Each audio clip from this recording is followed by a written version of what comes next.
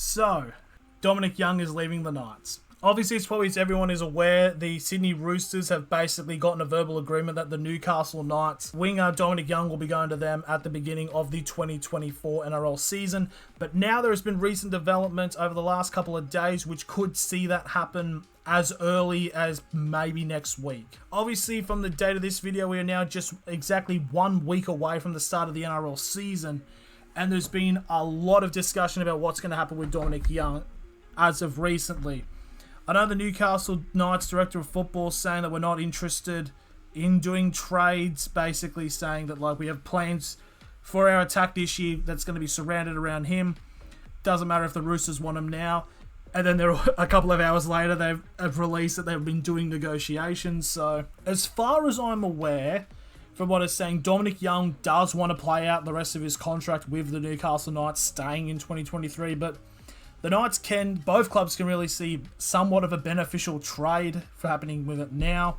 I do know the Knights offered to get Egan it was Egan or Nat Butcher, either one of them, to come to Newcastle, but the Roosters have rejected those. So it's going to be an interesting play out to see if it happens. Personally, I feel like each minute, second, and hour, I know that wasn't in order, but the longer it takes and the closer we get to the season, the less likely this trade deal is probably going to end up happening. But personally, I can definitely see Dominic Young becoming one of the best players in the NRL. And let's be honest, the Knights aren't really that great at actually developing their players. I mean, you look at a list of the amount of players that have either played with the Knights in like their lower grades, are from the Newcastle Knights, area, and have braked into other teams, and you'll start crying or laughing depending on what side you're on. Apparently with the Roosters, he's most likely to be playing in the centres, which is his actual preferred position, which I actually didn't know that. I thought he was just a winger, but apparently his preferred position is the centres.